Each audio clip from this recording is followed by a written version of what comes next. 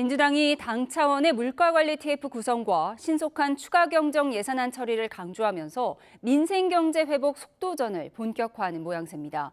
국민의힘은 차기 지도체제 정비를 둘러싼 내홍 속에 이를 봉합할 의원총회를 열고 있습니다. 국회로 가보겠습니다. 임성재 기자. 네, 국회입니다. 네, 먼저 오늘 오전 민주당 최고위원 회의 내용 정리해 주시죠. 네, 박찬대 당대표 권한대행은 최고위 회의에서 이 집권 여당으로서 정부의 노력을 든든히 뒷받침하겠다며 신속한 추경 처리를 약속했습니다. 또 당 차원의 물가관리 TF 구성을 약속하며 민생 회복에 방점을 둔 발언을 이어갔습니다. 박 권한대행의 발언 들어보겠습니다. 국민의힘도 대선 기간 중 30조 원 규모의 추경을 약속한 만큼 민생을 위해 신속하고 초당적인 협력을 당부드립니다. 구체적인 추경 규모와 범위도 관심이 가는 측면인데요. 애초 민주당은 35조 원 규모 추경을 주장해왔고 지난 윤석열 정부 1차 추경에서 14조 원가량이 진행됐습니다.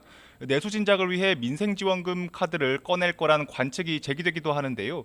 이 경우 민주당에서 언급한 20조 원 플러스 알파를 넘어 30조 원 수준까지 확대할 가능성도 거론됩니다. 김병기, 서영교, 친명 2파전 차기 원내대표 선거전도 본격화하고 있습니다.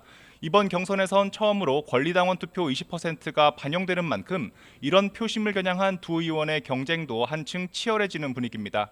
김병기 의원은 내란 종식의 최종 병기로 누가 적합한지 선택해달라고 호소했고 서영교 의원은 내란 특검을 비롯한 입법 활동 등을 부각했습니다. 신임 원내대표 선출 전인 오는 12일 열릴 본회의에서 처리될 법안의 규모 등도 관심을 끄는 부분입니다.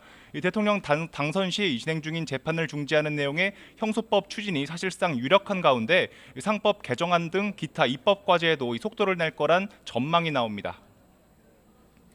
네, 그런가 하면 국민의힘 의원총회 오후 2시쯤에 시작됐는데 관련 내용도 전해주시죠. 네, 국민의힘은 오후 2시부터 차기 지도체제를 논의할 의원총회를 열고 있습니다.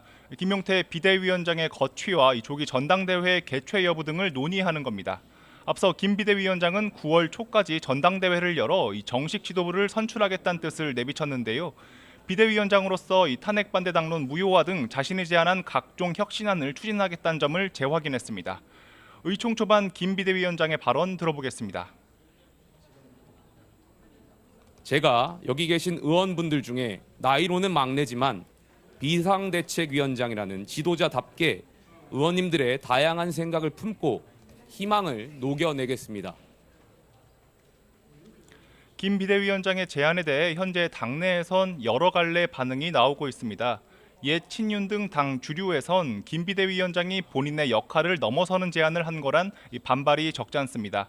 반면 중도 성향의 한 수도권 의원은 YTN에 김 비대위원장의 개혁 방향에 동의하지만 버티긴 힘들 거라며 그렇다고 옛 친윤이 키를 잡으면 개혁은 할 수 없을 거라고 본다고 전망했습니다. 친한계로 분류되는 우재준 의원은 라디오 인터뷰에서 김 비대위원장의 9월 초 전당대회 주장에 힘을 실으며 그때까지 당을 관리하는 게 괜찮지 않을까 싶다고 밝혔습니다. 차기 지도체제의 또 하나의 축인 새 원내대표를 선출하는 작업도 본격화하고 있습니다. 오전 당 선관위 회의에선 오는 16일 오후 2시 새 원내대표를 선출하고 후보 등록은 14일 하루 동안 받기로 결정됐습니다. 원내대표 선거전 과정에서 향후 계파 갈등 양상의 신경전이 이어질 거란 관측도 제기되고 있습니다. 네, 이런 가운데 이 대통령의 재판 연기를 두고 여야가 충돌했죠.